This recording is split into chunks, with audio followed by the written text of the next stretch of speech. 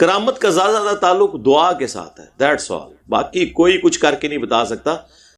السلام علیکم ورحمۃ اللہ وبرکاتہ۔ پیر اجمل حفظ اللہ کہانی کروانا بند کرو، کرامت ایسے نہیں ہوتی۔ اور سمندر نے صحابی کو پیالہ واپس دے دیا۔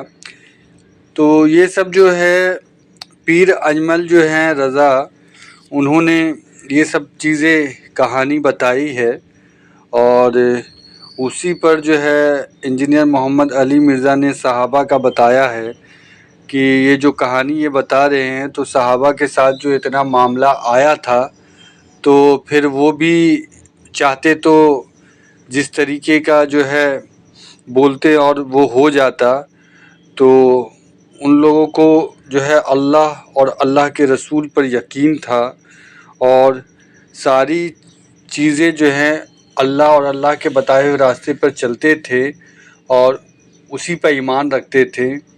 تو اللہ بھی ہم سب کو اللہ اور اللہ کے رسول کے بتائے ہوئے راستے پر چلنے کی توفیق عطا فرمائے، آمین ثم آمین۔ اگر میرے بھائی یہ سب کچھ ہوتا تو صحابہ کرام جنگوں کی تکلیفیں اٹھاتے، بیڑی بیرے بناتے جنگیں کرنے کے لیے؟ بابے تو سمندروں پہ بسم اللہ پڑھ کے چلتے ہیں، اور صحابہ کرام جو ہے وہ بیڑی بیڑے تیار کر رہے ہیں حضرت عثمان کے دور میں۔ حضرت سعد بن ابی وقاص لشکر لے کے نکلے جہاد کے لیے، تو رستے میں دریا آ گیا۔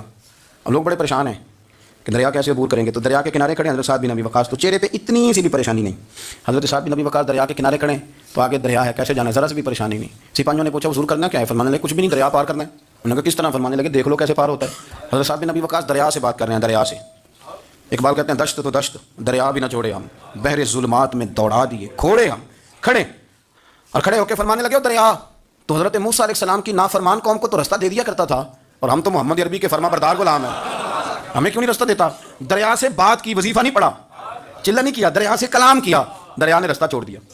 اندر گھوڑے دوڑائے، گھوڑے پار آ گئے دریا کے اس پار۔ تو اب بھی یہ نہیں کہتے کہ یہ بڑا کمال ہو گیا یا کرامت بناؤ تو نہ کوئی بات نہیں، وہ سمجھتے ہیں یہ روٹین کی بات ہے، ہم صاحب ایمان لوگ ہیں، یہ تو روٹین کی بات ہے۔ حضرت سعد بن ابی وقاص رضی اللہ تعالیٰ عنہ فرمانے لگے اور میرے محبوب کے صحابہ تمہاری کوئی چیز تو نہیں رہ گئی دریا میں؟ تو ایک صحابی کہنے لگے میں جلدی سے نکلا ہوں کہ پیالہ مٹی کا گر گیا ہے۔ حضرت سعد بن ابی وقاص دریا سے کہنے لگے یار مسافر بندے ہیں، سفر پہ جا رہے ہیں، کہاں پیالہ ڈھونڈتے پھریں گے، چل یار وہ بھی واپس کر دے تیری مرضی، کدھر اب نئی چیزیں ڈھونڈتے پھریں گے، رستہ ہے، سفر ہے، صحرا ہے۔ ایک لہر آئی اور پیالہ بھی واپس کر گئی۔ ایمان کی پختگی اللہ نے ان لوگوں کو عطا فرمائی۔ وہ کہانیاں کرانی بند کرو۔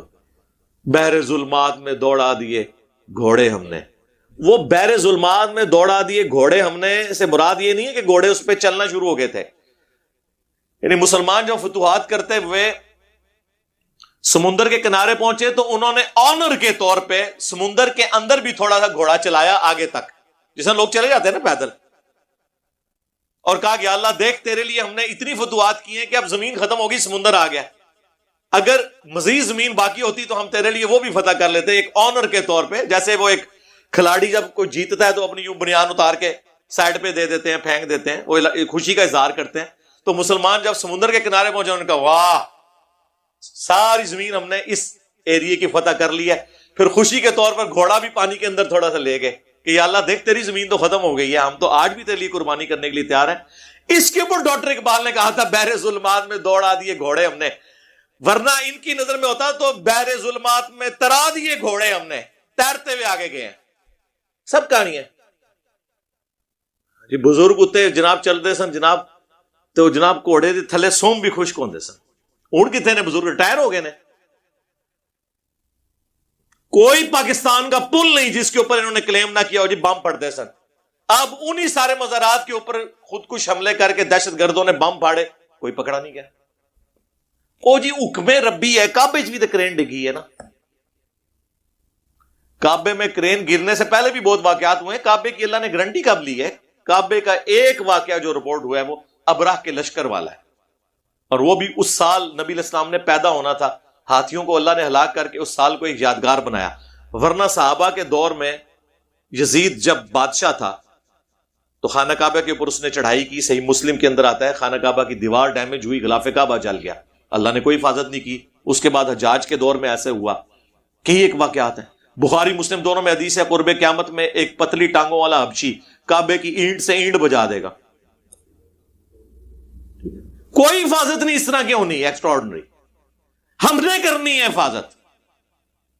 امت کا کام ہے کہ گستاخیاں ہو رہی ہیں تو وہ اس کے حوالے سے کوئی لائے عمل تیار کرے، تو امت کے وہ بابے جو کہتے ہیں ہم یوں کر دیتے ہیں تو کرو نا جی، اللہ کی طرفوں آرڈر نہیں ہے۔ اچھا اللہ یہ کہہ رہا ہے کہ گستاخیاں کراؤ،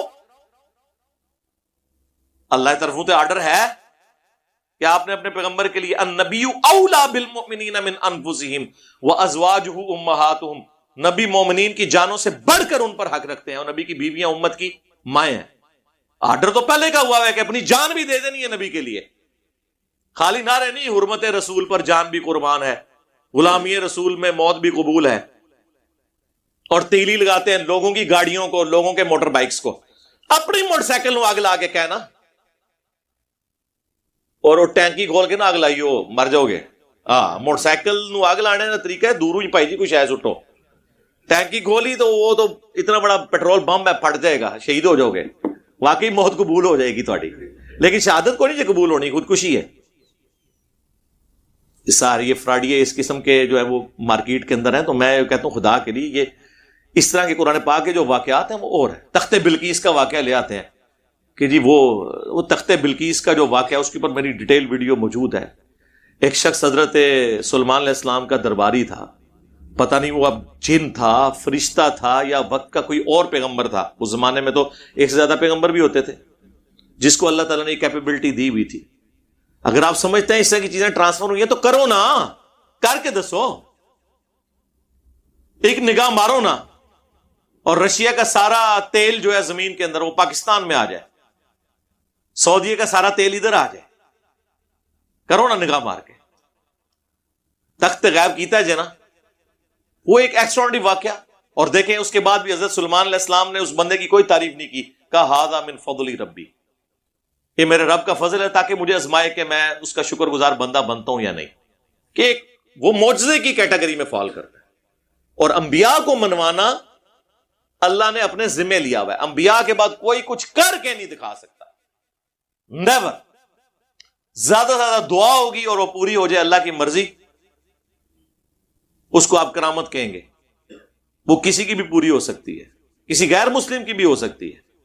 یہ جتنی جدید سائنٹیفک ڈسکوریز ہیں وہ اللہ تعالیٰ نے زیادہ تر تو غیر مسلموں کے ذریعے ہوئی ہیں، جدید جو ہے، قدیم ٹھیک ہے ہماری کنٹریبیوشن ہے۔ یہ زمین کے نیچے تیل کس رحمت اللہ علیہ نے دریافت کیا ہے؟ آج سے آلموسٹ 200-250 سال پہلے یہ پنسلوینیا امریکن سٹیٹ ہے جس میں پہلا تیل کا کنواں نکلا تھا، اور آپ کے بزرگ تو پچھلے 1000 سال سے کلیم کر رہے ہیں جی نگاہ چکتے سن عرش مولا تھے، تھلے نگاہ مارتے سن 7 زمینوں پار ہو جاتے سن، تیل بھی کراس۔ یہ جو بخاری مسلم میں جس تیل کا ذکر ملتا ہے نا، وہ دیے میں جلانے والا، وہ کھانے والا تیل ہوتا تھا، وہ اس وقت کھانے کے لیے بھی استعمال ہوتا تھا، سرسوں کا تیل، اور ہنڈیا میں بھی، یا زیتون کا تیل۔ یہ مٹی کا تیل یا پیٹرول یا ڈیزل، یہ تو 200-250 سال پہلے، وہ بھی وہ کنواں موجود ہے، ہم نے کئی دفعہ اپنی ویڈیوز میں اس کی تصویر بھی لگائی ہے۔ اور سر ایڈون، اتنی مٹھی داڑھی ماشاءاللہ ان کی، ہے کرسچن سنجے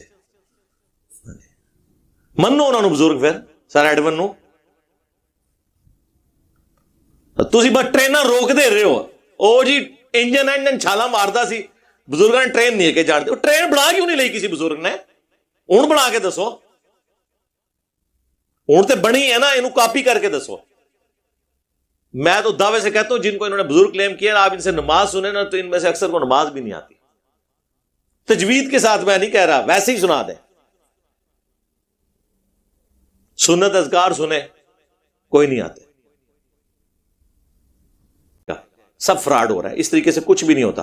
ورنہ میں نے کہا ہے کہ ٹھیک ہے کوئی بغیر بلیڈ لگائے ختنہ کر کے بتائے کسی نومولود بچے کا، اور پھر ہم اس سے پہلے یہ ایگریمنٹ لیں گے کہ اگر ختنہ نہ ہویا تو اسی بلیڈ نال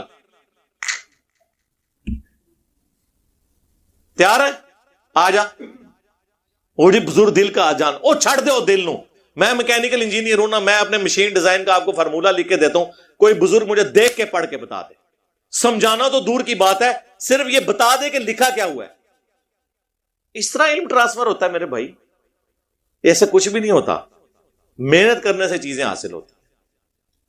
اور ہماری قوم بھی دیکھیں نا، ایسے ایسے بیوقوف لوگ اب بھی موجود ہیں جو ان چیزوں کے پیچھے پڑے ہوئے ہیں۔ اللہ کے بندو، اللہ سے ڈر جاؤ، کن چیزوں کے پیچھے پڑے ہوئے ہو؟